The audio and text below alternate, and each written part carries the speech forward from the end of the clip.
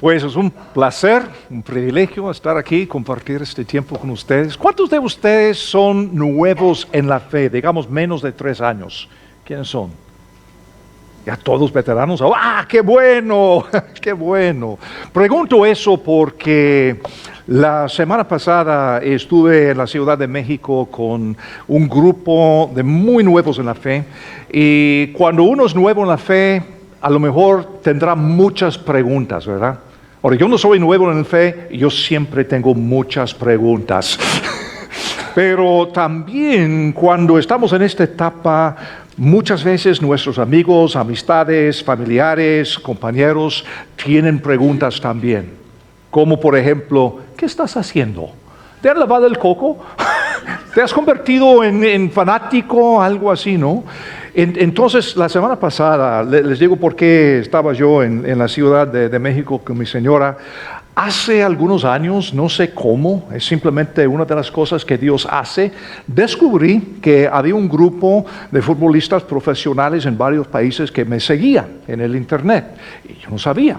Y entonces con el tiempo me invitaron a estar con ellos y comenzamos a trabajar un poco juntos cuando me jubilé de ser el pastor principal acá. Esta nueva cosa que estoy haciendo con este plan de vida, varios me han invitado a venir a donde están jugando para trabajar con ellos y hacerles un plan de vida. Así que la semana pasada estuvimos en la Ciudad de México y en los últimos años ha resultado algo, pues de nuevo, solamente Dios puede hacerlo, pero como un movimiento de establecimiento de iglesias pequeñas en casas donde hay núcleos de futbolistas que creen.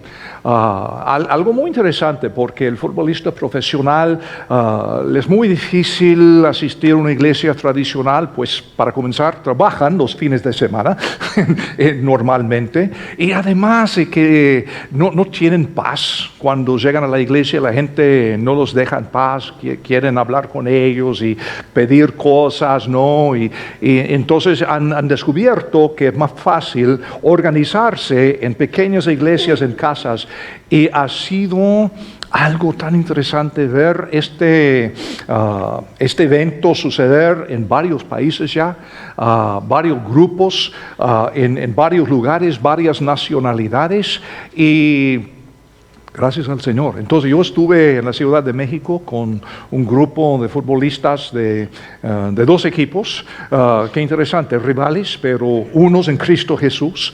Y estuvimos hablando y yo decía, porque el líder de este grupo tiene menos de 1 año y medio de conocer a Cristo. Y quiere decir que todos los demás nuevecitos. Entonces, Señor, ¿qué les digo? ¿Qué puedo hacer para ayudarles? Y se me ocurrió la idea de hablar un poco sobre la vida del apóstol Pablo. Y yo quisiera compartir con ustedes lo que compartí con ellos. Y por eso vamos al libro de Gálatas. Ahora yo sé que más temprano este año, ustedes que llegan de vez en cuando los días miércoles, muchas veces estoy aquí los miércoles para enseñar. Hicimos un estudio de Gálatas, pero esta mañana vamos a Gálatas 1, no para un estudio, digamos, teológico, sino biográfico. Queremos examinar la vida de Pablo, a ver cómo era, porque muchas veces hablamos de la conversión de Pablo, ¿verdad? Yo también, no es una crítica, pero quisiera enseñarles esta mañana que Pablo no se convirtió. Y además, les voy a decir que técnicamente cuando usamos esa palabra convertirse, yo creo que no entendemos muchas veces lo que estamos diciendo. Y voy a explicarles el porqué. Ahora, yo uso la palabra y seguro que voy a seguir usando la palabra, pero en los días de Pablo, hablar con Pablo de su conversión, él hubiera dicho, ¿qué? ¿Cómo es eso? No, que Pablo, te convertiste. Yo soy judío. Y él siguió siendo judío hasta el día de su muerte. Pero algo trascendental le pasó. Vamos a ver qué fue. Aquí en Gálatas, el primer capítulo. Pablo, apóstol, esa palabra quiere decir enviado de, un mensajero. apóstol no de hombres ni por hombres, sino por Jesucristo y por Dios el Padre, que lo resucitó de los muertos. Cuando Pablo y su amigo Bernabé salieron en su primer viaje misionero, pasaron por la región de Galacia, donde vivían los gálatas, por supuesto. Esta región representaba una región romana en el sur del país que hoy en día es Turquía. Y muchas de las ciudades que se mencionan en los escritos de Pablo, también en el libro de los Hechos, existen hasta el día de hoy. He tenido la bendición de visitar varias de estas ciudades que se mencionan aquí en la Biblia. Pero Pablo y Bernabé establecieron varios grupos, iglesias en esos lugares, pero con el tiempo unos maestros falsos habían llegado, atacando a Pablo y tratando de convertir a todas estas personas en judíos, porque en los primeros años del cristianismo todos los creyentes eran judíos y con tiempo gentiles no judíos comenzaron a llegar a Jesús también, y para muchos judíos eso fue algo muy muy fuerte y lo veían como amenaza a su manera de vivir. Y llegaron a decir que, bueno, estamos convencidos que los no judíos pueden conocer a Cristo, pero seguramente tendrán que convertirse primero o después en judíos. Eso fue el problema. Y Pablo le atacaron, como digo, a veces decían que no, Pablo es un fanático que se juntó con este grupo, que alguien le convenció, que no sé. Pablo está diciendo, no es algo que aprendí de ningún hombre, ninguna persona, ningún grupo, ninguna iglesia, ninguna denominación. No, es algo que recibí de Dios mismo y de Jesucristo el Mesías. Porque ¿se acuerdan que un día Pablo iba camino a Damasco con el propósito de seguir persiguiendo a los seguidores de Cristo? Y un día el mismo Mesías, vivo y resucitado, de alguna forma, no sabemos cómo fue, solamente lo poco que encontramos aquí en la Biblia, pero de alguna forma Cristo apareció. Y eso le transformó totalmente la vida a Pablo. Pero fíjense, no fue el día que dejó de ser judío para llegar a ser creyente, o cristiano, o bautista, o presbiteriano. No fue una conversión, pero sí fue una transformación. Ese es el punto que quisiera establecer. Le transformó por completo la vida, porque toda la vida Pablo ha sido uno de los rabinos más destacados de su generación. Estudioso, maestro en las Escrituras, fariseo, hijo de fariseo, de la tribu de Benjamín, judío de los judíos, hebreo de los hebreos. Increíble Pablo. Y Pablo seguía su fe, sus tradiciones, las Escrituras, conocía bien las Escrituras. Pero Pablo no tenía un entendimiento total de las Escrituras. Si Pablo estuviera aquí el día de hoy, él tendría un conocimiento de la Biblia mayor que cualquiera. Pero aún así, no había llegado a entender quién era el Mesías. Había muchas personas en aquel entonces que decían ser el Mesías, y un fulano aquí, otro sultano allá. Entonces Pablo, cuando oía de este Jesús que hacía milagros, que para él no, amenaza a su fe, su tradición, su estilo de vida. Y con muchos celos perseguía a los seguidores de Cristo Jesús, hasta que aquel día, cuando Cristo le apareció. Y Pablo no puede negarlo. Imposible negarlo. Ahora Pablo tiene que repensar todo lo que había estudiado. Dice en versículo 2, todos los hermanos que están conmigo a las iglesias de Galacia. Ahora, esas iglesias no eran iglesias como esta. Es decir, no tenían templo, edificio en donde reunirse. Todas esas iglesias en aquel entonces eran como las iglesias de esos futbolistas que les digo. en casas, campos, debajo de un árbol, en algún lugar que sea conveniente, porque todas las congregaciones eran pequeñas y basadas en familias y amigos y compañeros y todo eso. Y no es decir que es malo tener un edificio, gracias al Señor que ahora el clima se está poniendo más frío aquí en este país, gracias al Señor por este edificio donde nos podemos reunir. No es decir que uno es malo y el otro bueno, es simplemente decir que Dios aparece y nos transforma la vida.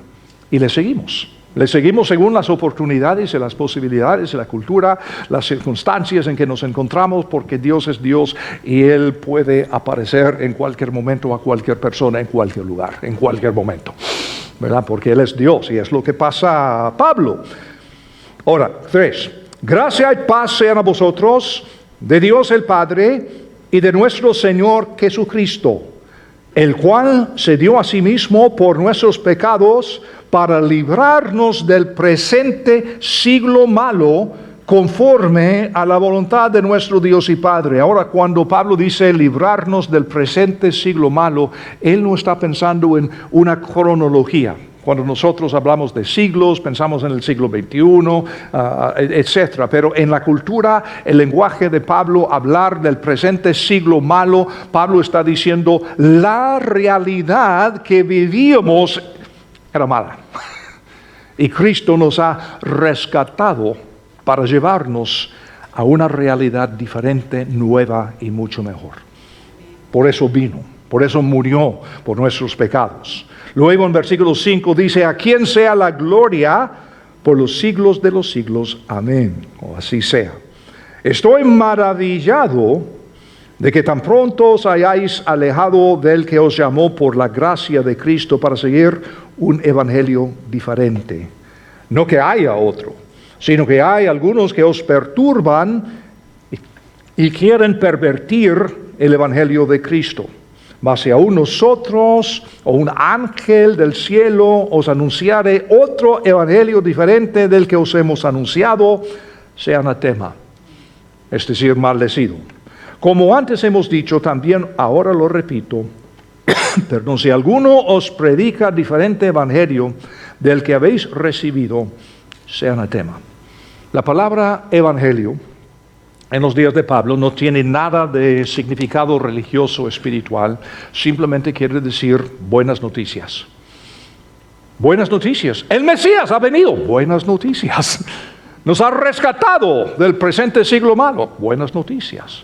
Pero Pablo dice que hay algunos maestros que habían llegado anunciando algo que llaman el evangelio que no lo es. Y dice que sean maldecidos. Bien directo Pablo, ¿no? Eso en sus primeras palabras. Ahora, versículo 10. Pues busco ahora el favor de los hombres o el de Dios.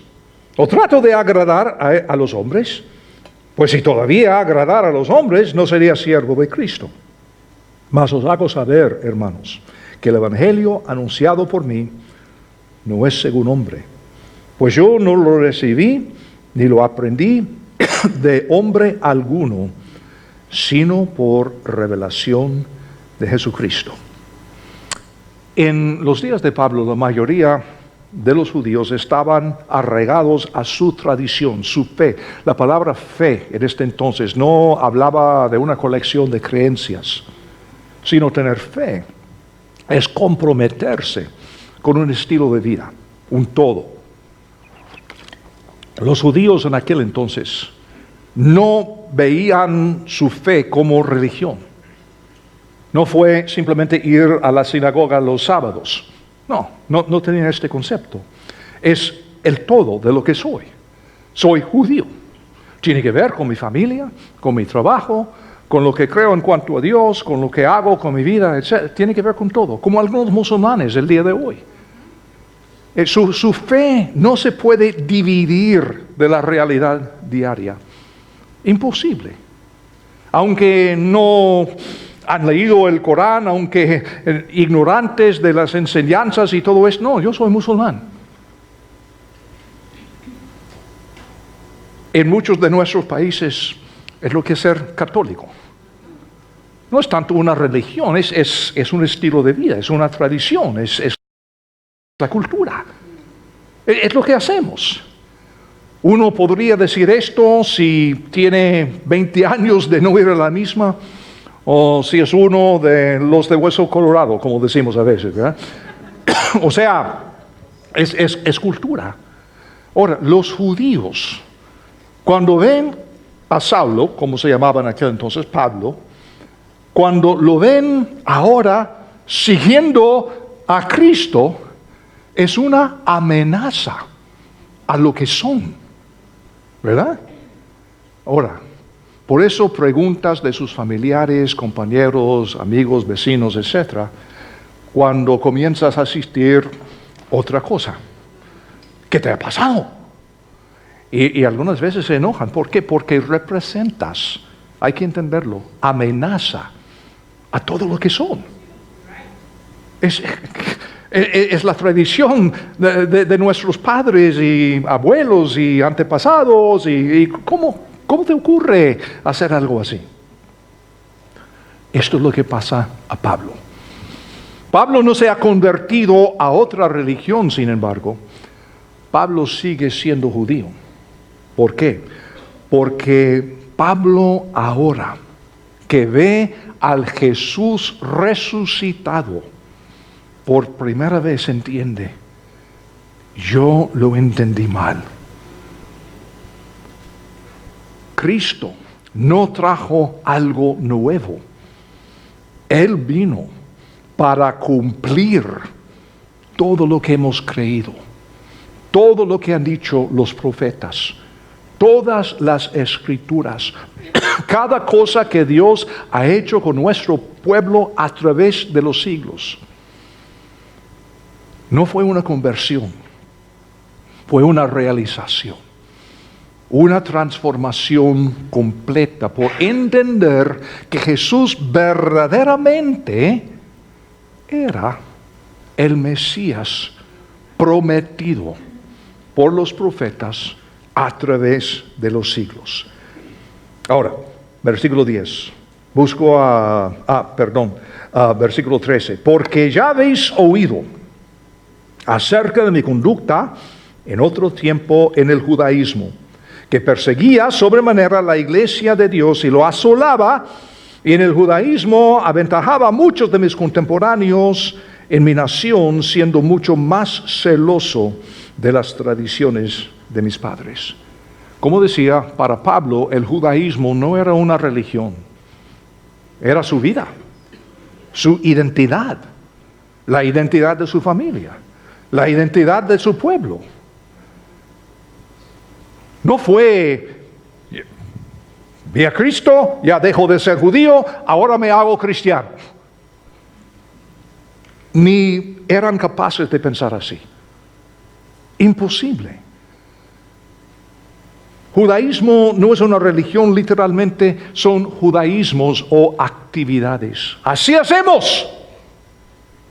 Es el tiempo de la Pascua, entonces esto es lo que hacemos. La fiesta de tabernáculo, así lo hacemos.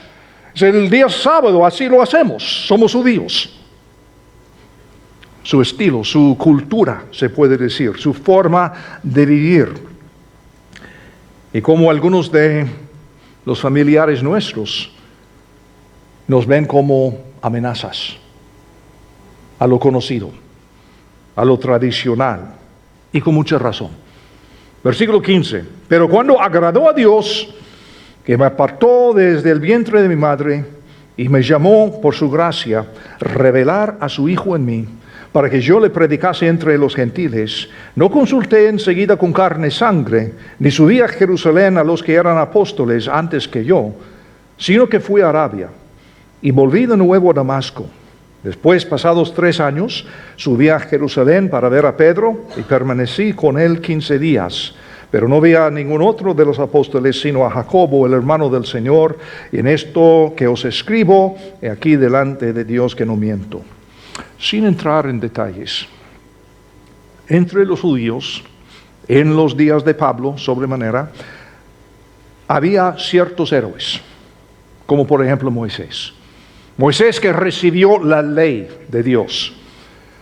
Elías, el gran profeta, un hombre tan celoso que mató a 400 profetas de Baal. ¿Qué cosa? 400 profetas de Baal.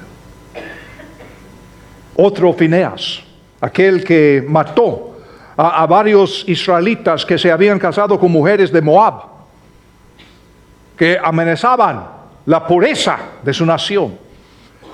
Esos eran los héroes, hombres celosos para defender nuestra manera de vivir, nuestra patria, nuestra nación y todo esto.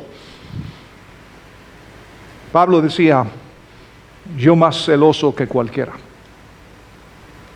porque estos eran mis héroes.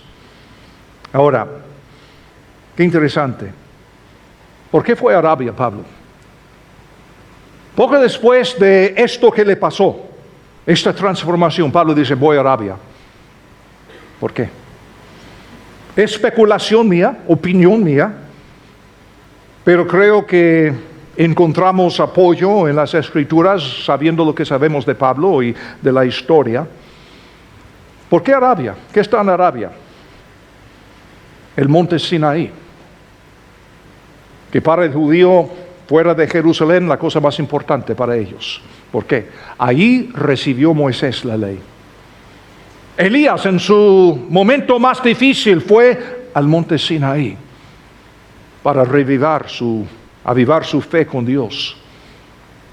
Entonces me imagino que Pablo, como el judío celoso que era, y estos eran sus héroes, está pensando, momentito, el Mesías vino y lo matamos, y yo perseguía a su pueblo, momentito, pero yo conozco las Escrituras, fue al mismo monte Sinaí para orar, para procesar, para meditar, para estar con Dios, para decir, Dios, ¿quién soy?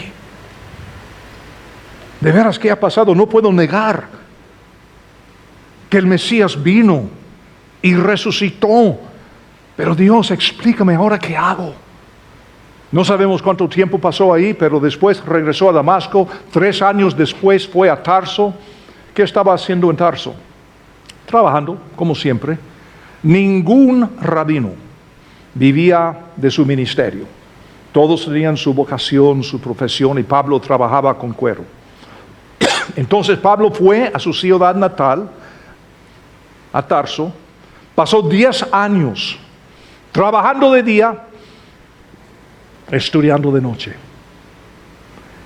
Pablo a lo mejor había memorizado casi todo lo que llamamos nosotros el Antiguo Testamento. Así era. Ahora Pablo está leyendo la Biblia de nuevo con otros ojos. Está viendo a Jesús en cada página. ¿Cómo no lo vi?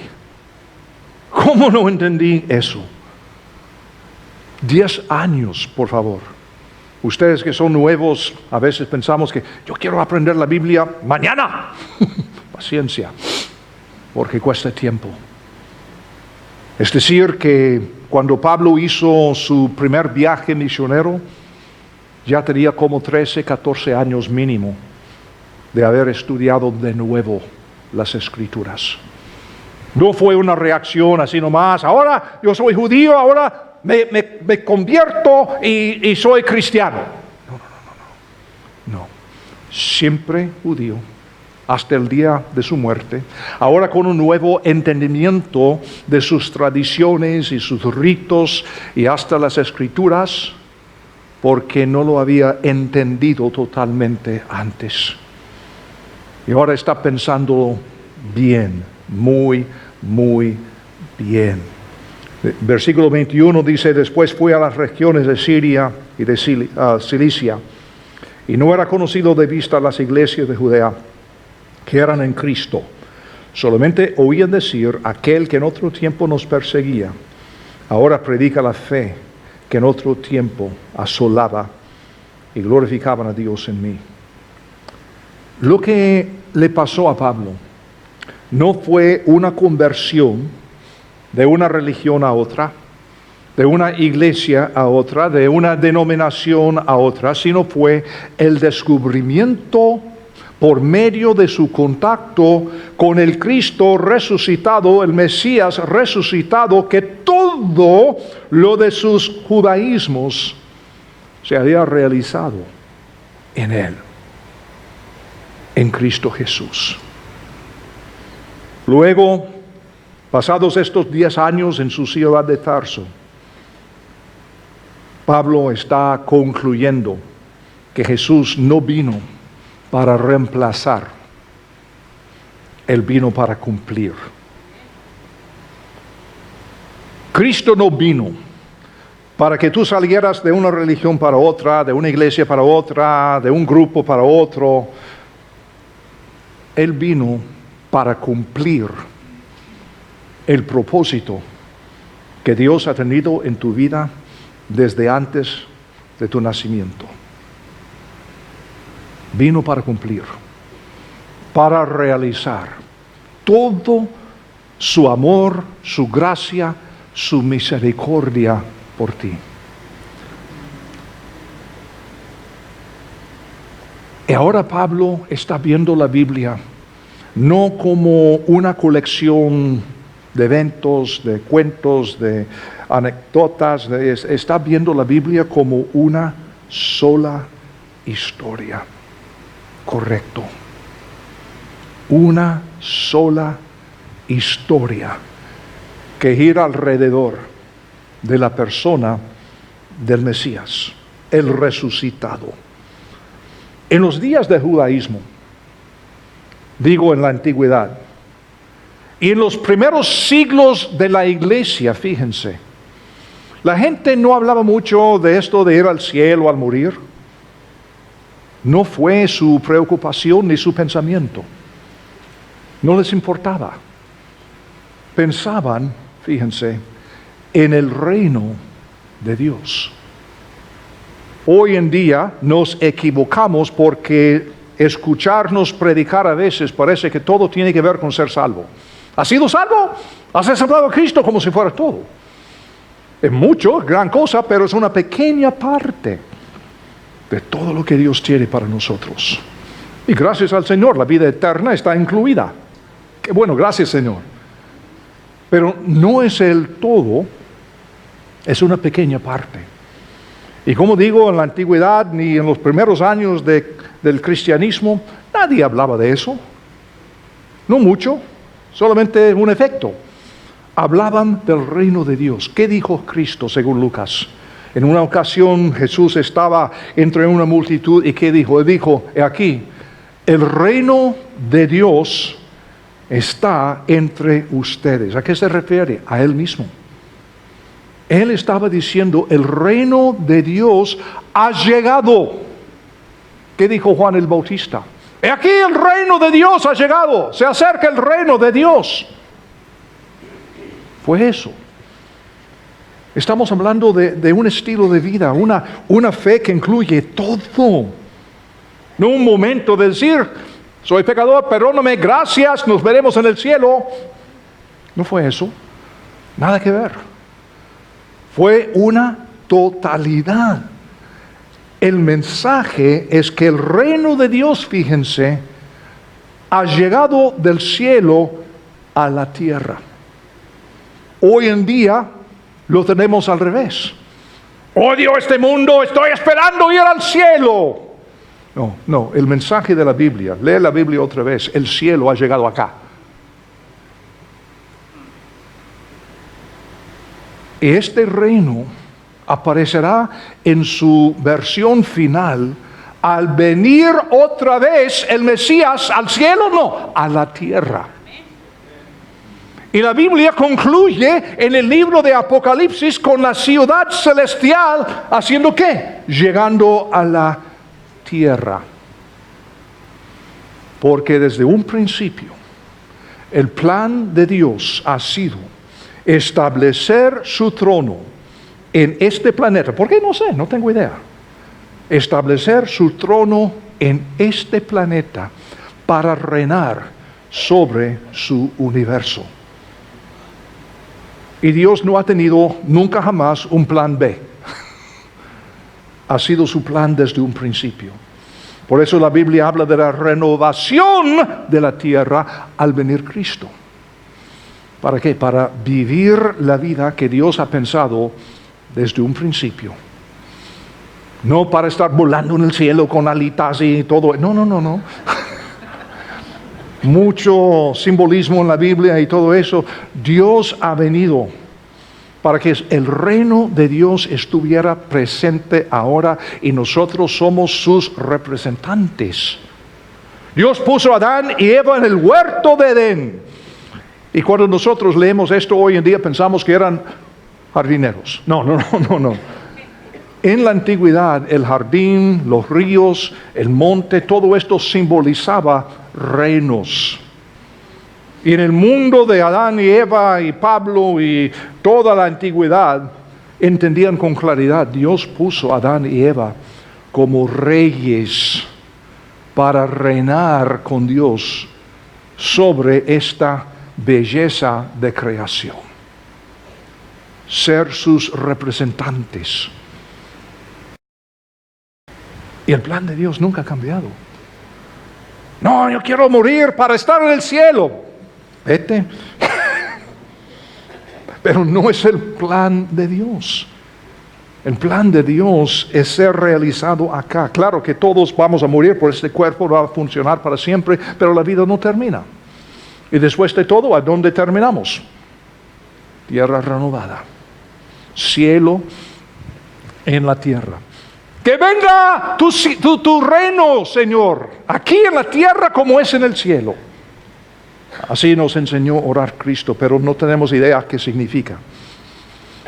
Precisamente eso.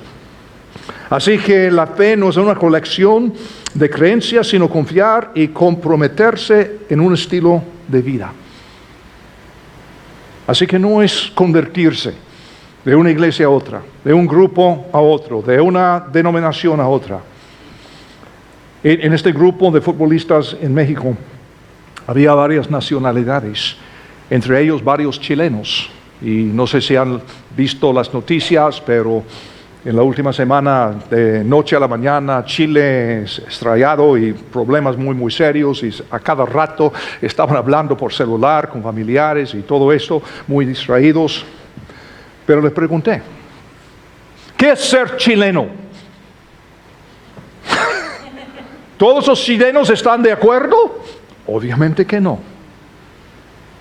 ¿Pero alguien ha dejado de ser chileno? No. Hay algo en ser chileno, mexicano, hondureño, guatemalteco, salvadoreño, peruano. Oigan, Dios no dice que tienes que convertirte en otra cosa. Ya no soy peruano porque acepté a Cristo. No. Ya como creyente en Cristo Jesús, eres un peruano realizado. Que puede ser representante del cielo en la tierra. Ahí es la cosa. No te pide dejar de ser mexicano, imposible, de todas maneras. No te pide dejar de ser lo que eres, convertirte. No, Él quiere realizar tu vida y enseñarte cómo vivir una vida normal. Muchas veces, como los fariseos en los días de Cristo, enfocamos tradiciones e interpretaciones privadas de las Escrituras y pensamos que ser cristiano es básicamente asegurar nuestra salvación eterna, salir de la tierra y esperar para el cielo. Pero la verdad es algo diferente. El cielo ya ha llegado a la tierra y nosotros somos sus representantes, los representantes del reino de Dios. Y cuando nosotros salimos para que los demás nos ven como raros, y así nos ven a veces, ¿verdad? Uno de los futbolistas me dijo que la primera vez que alguien le invitó a una iglesia evangélica, una mega iglesia en la Ciudad de México, y los llevaron a la iglesia a las 7:30 de la mañana y no salieron hasta las 3 de la tarde, y todo el tiempo estaban haciendo un montón de cosas que él no entendía, que no tenía idea, y él estaba buscando la salida, ¿cómo salgo de aquí? No estaba enojado con Dios, él quería conocer a Dios, pero no pudo ver a Dios por las acciones de los que decían ser sus creyentes. Raros. Yo quisiera seguir a Cristo, pero yo no puedo hacer esto todos los días, soy futbolista, tengo que trabajar.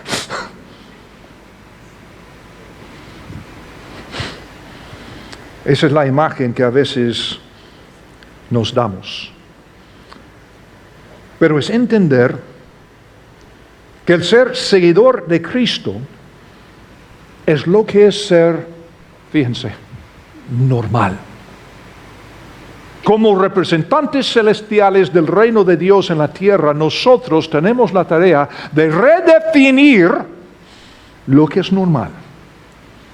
Por ejemplo, yo recuerdo, Marco Castro una vez estaba en Ecuador y posiblemente han oído la historia, le invitó a cenar un multimillonario y estaban en una mesa con un pastor de la iglesia en donde estaba predicando. El millonario así hizo, trajeron esta botella del vino más fino. Y Marco está diciendo, gracias a Dios, qué bueno. Pero entonces cuando le ofrecieron una copa de vino al pastor, el pastor dijo, oh no, yo soy cristiano. Y Marco dijo, en ese momento físicamente se transformó la cara de este tipo. Ya estuvo. Ya no tuvo más interés. Le habían avergonzado. Él tratando de ofrecerles lo mejor. ¿Emborracharlos? No. Sino ofrecerles lo mejor que tenía. Si no quieres, puedes decir, muchas gracias, estoy seguro que es el vino más fino, pero ¿podría tener un vaso de agua, por favor? Sí, claro, vaso de agua. Pero cuando decimos, oh no, yo soy cristiano. Qué raro. Qué raro. Yo no tomo, no voy al cine, no bailo, yo no vivo. Básicamente lo que estamos diciendo. Y ¡qué barbaridad! Pregunta, ¿es normal emborracharse? ¿Es normal divorciarse? ¿Es normal mentir, robar, matar? Claro que no. Claro que no. Nosotros tenemos la oportunidad de redefinir lo que es normal. ¿Quieres una copa de vino con tu comida? Por favor, muchas gracias. ¿Por qué? Porque queremos emborracharnos, amanecer el día de mañana enfermo, con mal humor. No, claro, eso no es normal. ¿Para qué quisiera eso? Qué tonto. Pero nosotros podemos redefinir lo que es disfrutar de esta creación tan bella que Dios nos ha dado. Y entender que jugar fútbol con tu niño en el parque es adorar a Dios. Traer flores para tu señora es adorar a Dios. Porque estás demostrando lo que es vivir ya que el reino de Dios ha llegado a la tierra. Y en cada detallito de la vida cotidiana demuestras lo que es normal. No estamos aquí para criticar a nadie, no estamos aquí para convertir a todo el mundo, estamos aquí para vivir el reino de Dios entre nosotros. Tu amigo de infancia quiere bautizar a su niña en la iglesia católica. No puedo ir, ya soy evangélico. Por favor. Vamos a ser gente normal, por supuesto que sí. Entendiendo que para ti es un día tan especial Y posiblemente en todo el día uno tenga oportunidad de explicarle un poco más lo que es vivir el reino de Dios. Pero nosotros cerramos todas las puertas que Dios quiere abrir. ¿Por qué tantas iglesias? Porque no todos los cristianos estamos de acuerdo, ¿verdad? No, Dios tiene iglesias para todo. La iglesia pequeña es más santa, no. La iglesia más grande, más santa, no. Que hay para todos, hay para todos. Los futbolistas tienen un dicho que cada cancha es diferente. Y también cada club es diferente. Porque cada club tiene su cultura. Y hay culturas buenas y malas que reflejan la gente que está en el club. Y cambia. Porque en cada club hay personas buenas y malas. ¿Por qué? Porque somos seres humanos. Pero, qué interesante, que en el mundo entero el fútbol es el fútbol. Muchas iglesias, denominaciones, no estamos de acuerdo en esto que el otro, pero una cosa sí lo tenemos por cierta. Todo tiene que ver con el Mesías resucitado. No con nombres, no con denominaciones. El ser evangélico no garantiza que vas a ir al cielo porque no es para esto. Es vivir el reino de Dios, comprometerte con una fe que voy a seguir a Dios de todo corazón. Incluido en eso es tener la vida eterna, gracias al Señor. Es una parte. Ser católico romano no garantiza que vas a ir al infierno. Creer o no, hay creyentes. Va a ser una sorpresa para muchos evangélicos en la vida futura. Ver a amigos, ¿tú estás aquí? ¿Qué haces? Algunos no conocen otra opción. Y he conocido, Tony y yo hemos conocido en nuestros viajes hasta sacerdotes que están nacidos de nuevo como uno, pero creen que su misión es quedarse como testimonio. Está bien. De vez en cuando, no mucho, pero de vez en cuando hemos encontrado creyentes verdaderos en iglesias bautistas, de las asambleas, de metodistas, presbiterianos, porque como digo, no es el nombre que nos da vida eterna, es el Mesías resucitado.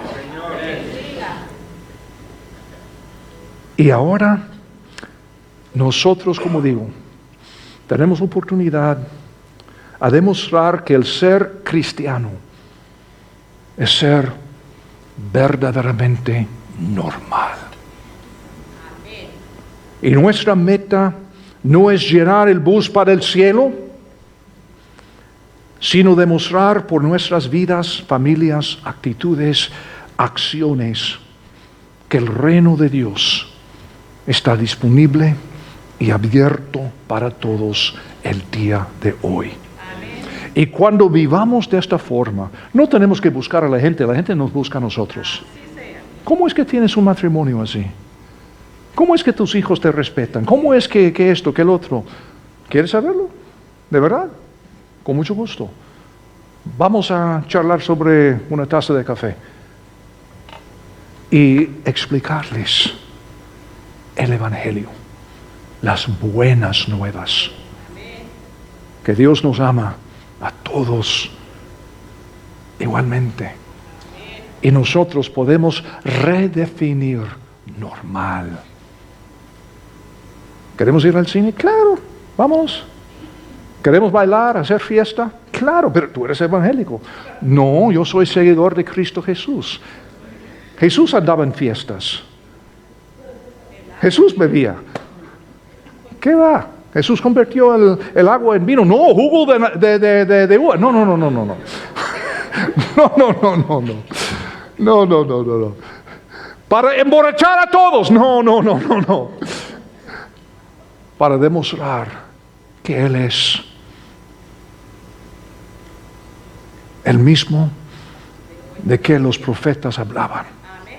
Dios entre nosotros, para enseñarnos a disfrutar los momentos más pequeños de la vida Yo quiero ser un creyente radical. Está bien, está bien, está bien. Pero lo que Dios quiere es que entendamos que lo más difícil es ser un creyente normal. Cristo hubiera venido como adulto para en un día al otro morir y resucitar. Hizo a Dios, pero nació como bebé de una mujer. Vivió toda una vida humana, pero sin pecado. ¿Por qué? Para redimir cada momento de la vida humana. Un infante santo, un niño santo, adolescente santo. Cada momento de la vida cotidiana normal, santificado por la presencia de Mesías, para enseñarnos a vivir bien y disfrutar de la plenitud que Dios tiene para cada uno de nosotros. Padre Santo, gracias te damos por una fe, una vida, un reino de Dios aquí en la tierra. Señor, es cierto que anhelamos estar contigo, anhelamos entender lo que está después de esta vida, Señor. Entendemos que en ti tenemos la vida nueva y por eso, Señor, te damos gracias infinitas, nuestra gratitud sincera. Pero, Señor, enséñanos a redefinir aquí, ahora mismo, en la vida cotidiana, lo que es ser una persona totalmente entregada a ti, normal. En el nombre de Cristo te lo suplicamos. Amén.